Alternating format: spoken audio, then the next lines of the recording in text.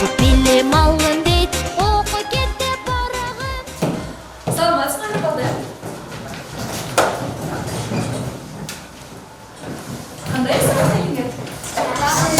Маңайыңыз жакшыбы? Ооба. Азаматсыңар. Эгерде силердин маңайыңар жакшы болгонсо, бүгүнкү биздин дагы сынагыбыз ошондой деңгээлде жакшы өтөт, Балдар, билесиңерби? Бүгүн биздин мектепте кандай иш-чара өтүп жатат? Кана ким билет, айтып койгончу? Эрхан? Ооба, билебиз. Бүгүн биздин мектепте 23 апрель китеп күнүнө карата мен жана менин жан дүйнөм аттуу иш-чара өтүп жатат. Азаматсың, туура балдар. Бүгүн биздин мектепте китеп жөнүндө иш-чара өтүп жатат. Балдар, карагачы, бүгүнкү биздин сынагыбызга артыбызда сыйлуу конокторубуз келип отурат. Келгиле, сабагыбызды баштаардан алдын биз алар менен саламдашып, амандашып алалы. Азаматсыңар. Балдар, айткылачы, биз билимди кайдан алабыз, эмне аркылуу үйрөнүп алабыз? Эгерде силер менен ушул суроону так жана туура жооп бере алган болсоңор, бүгүнкү биздин сынагыбыздын темасын тактап алган болобуз. Чогуу таап алган болобуз. Кана, ким ойлонуп тапты?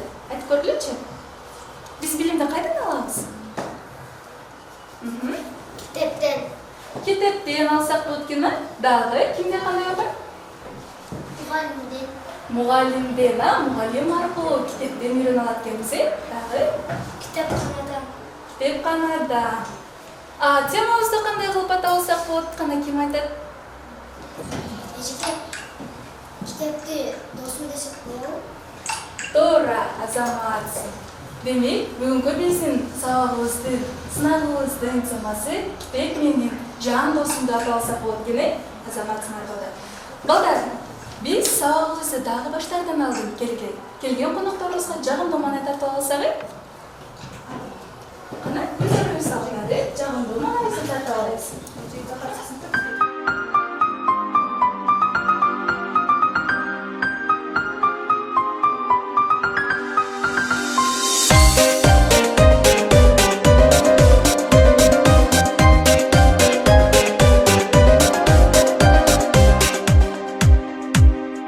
Азаматсыңар балдар. Демек биз силер менен өзүбүзгө келген коноктордун дагы маанайын көтөрүп алдык, Өзүбүздүн дагы маанайыбыз дагы да жакшыбы? Ооба. Азаматтар, билесиңер балдар, жакшы китеп адамга жан берген кан сыяктуу. Ошондуктан биз китепти көп окушубуз керек. Туурабы балдар? Ооба. Китеп биздин жан дүйнөбүзгө, өзүбүзгө, акылыбызга жана башкаларды дагы сыйлоого үйрөтөт. Деги эле сыйлоону дагы эмес, биздин айланабыздагыларды жана өзүбүздү дагы, жүрөгүбүздү дагы сыйлоого, сүйүүгө толтурат. Балдар, канчалык биз китепти көп окуган болсок, ошончалык бирөөлөрдү аз туураган үйрөнөт экенбиз. Демек, балдар, биз билимдүү, илимдүү болсок, биздин өлкөбүздүн келечеги кең болот. Демек, балдар, ошондуктан биз алтынга тең убактыбызды текке кетирбестен көбүрөөк китеп окуп, көбүрөөк аракет жасап, изилденип, көбүрөөк китеп окуйлу. Көптү билүү, окуу үчүн биз кимге кайрылабыз? Биз аны кимден таап алабыз? Бизге ким жардам бере алат? Китептер. Китептердин жыйнактары кайсыл жерде турат, балдар? Китепканада. Китепканада. Туура айтасыңар.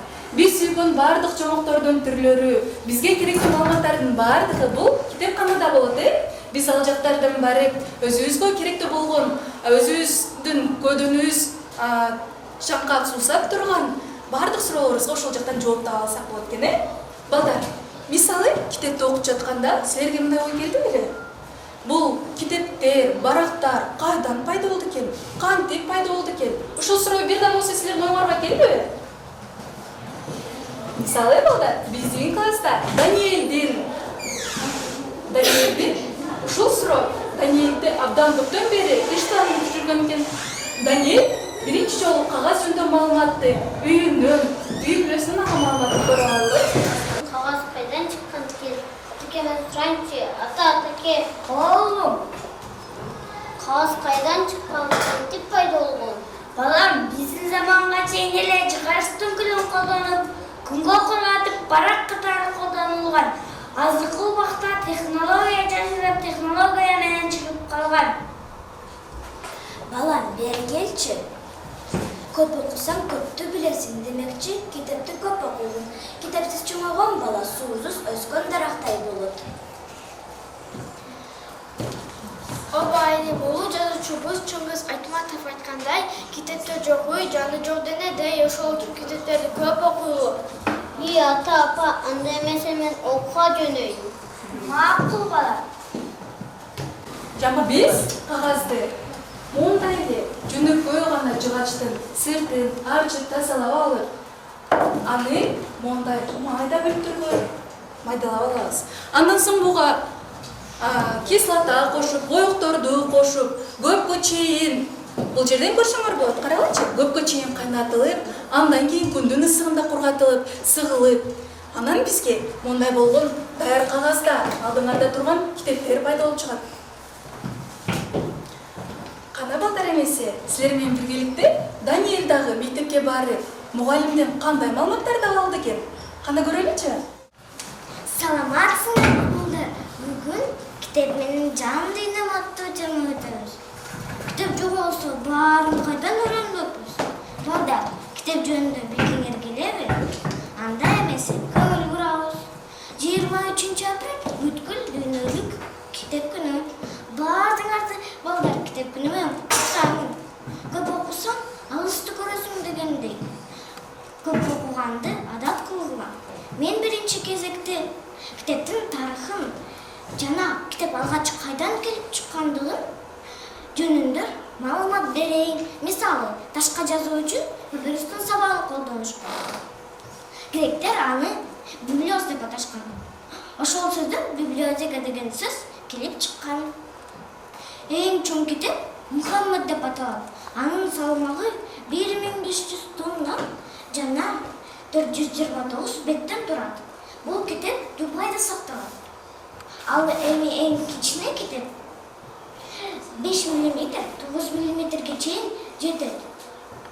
Компьютердик технология чыга баштагандан кийин электрондук китептер чыга баштаган. Кана эмесе балдар, китеп жөнүндө ыр-сактар жана макалдарды билесиңерби? Андай бергиле.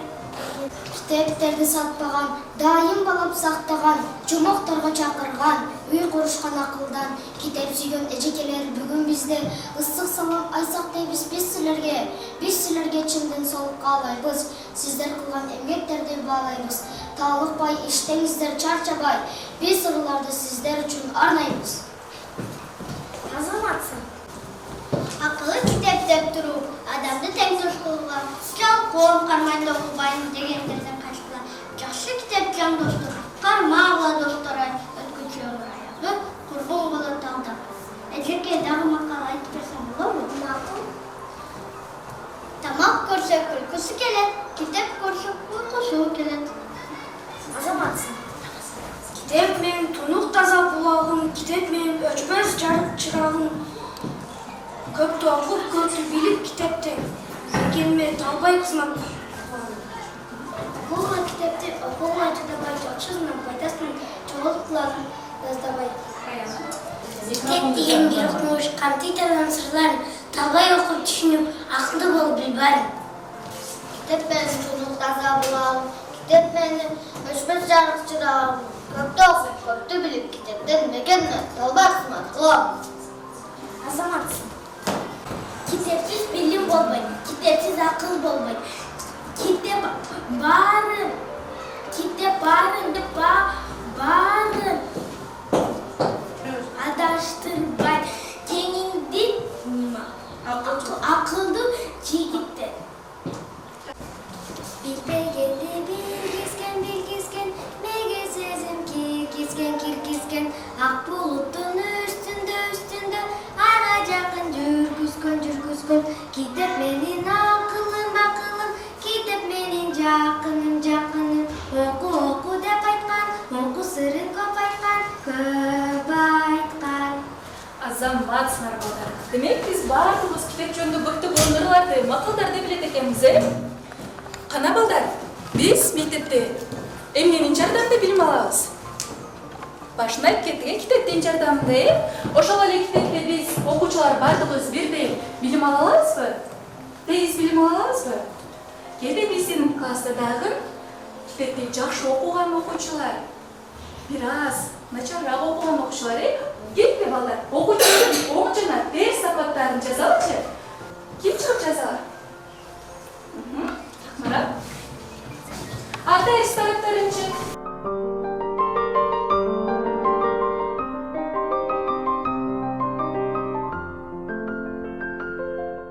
Кана балдар, биз окуучулардын оң жана терс сапаттарын таап алдык. Кана терс сапаттарын ким жазды? Окуп коелучу. Жалкоо, уйкучу, тартипсиз, акылсыз. Азаматсың. Кана оң сапаттарын ким жазды? Аракетчил, Тартиптүү, акылдуу, билимдүү, акылдуу, азаматсың, туура. Ал эми ошонун эки оң жана терс сапаттардын жалпы жактарын айтып койчу. Мектепке келет, окуйт, окшошмун.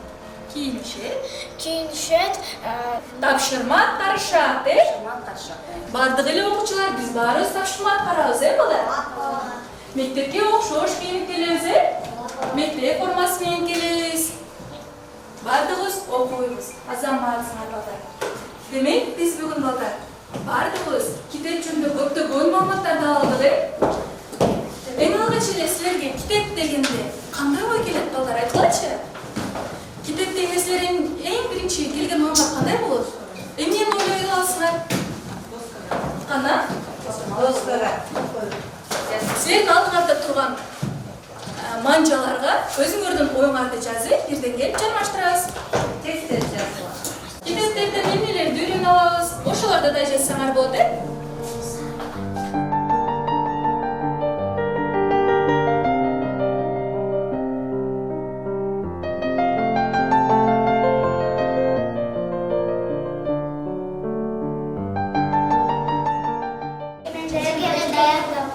Азаматсыңар. Акылдуулар десе бир паса таап коюшат, Ана? Китептерди сен эмнени ойлойсуң? Окуп койчу бизге. Жомокту. Биз китептерден жомокторду угуп алат экенбиз, Дагы? Билимди. Биз китептерден билимди алат экенбиз, Дагы? Сен эмнени түшүнөсүң билим дегенде, китеп дегенде? мен жаны бар. Кел, накиман жармаштырабыз. Мен окумуш.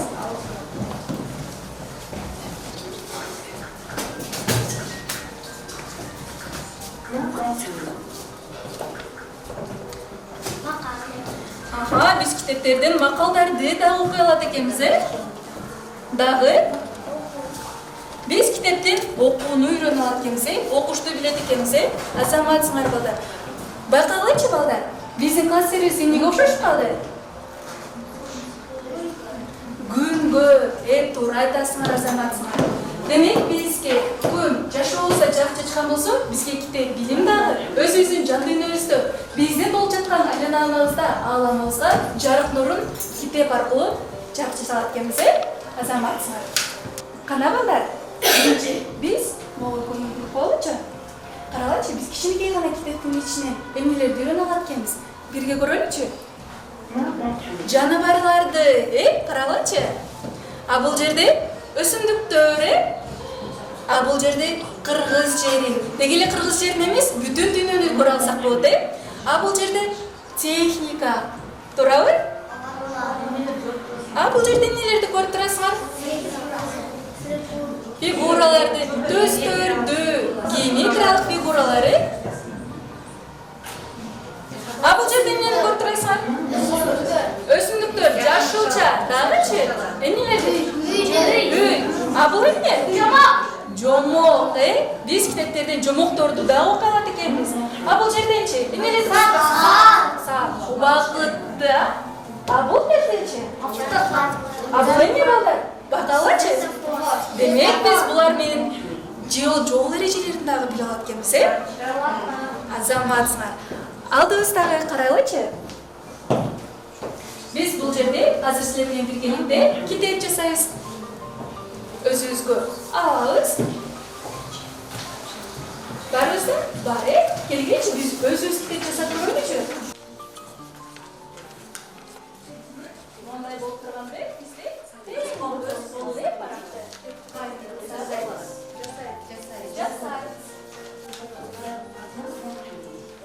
Biz kitebi sırttan жасап алдык.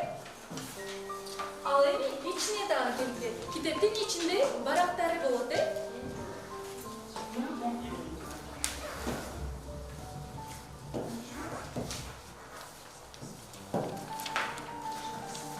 Biz китептин сыртын мындай жасап алдык. Анын ичинде болсо өзүбүздүн китебибиздин беттерин салабыз. Салып, жармаштырабыз. Ушундай дайыр китепчи дайыр болдубу? Дайыр кылдыкпы? Заман китеп жасаган барыбызга жактыбы? Кандай барыбыз көрсөтөлүчү? Көтөргүлөнчү жасаган китепти чечелеңерби? Оң көрсөтүлгөн. Оң көрсөтүп атпайбы?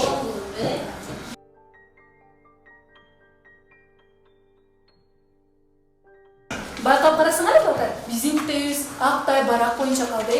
Китептин ичи ушундай актай барак боюнча калышы керекпи? Жок. Демек биз үйдө өзүбүзгө эмне жаккан болсо, ошолор жөнүндө балким силерге жомок чыгат, балким сиздерге кандайдыр бир маалыматтар чыгат. Ошолор аркылуу китеп кылып өзүбүз үйдөн жасап келебиз, макулбу? Китепти өзүбүз жазып келебиз.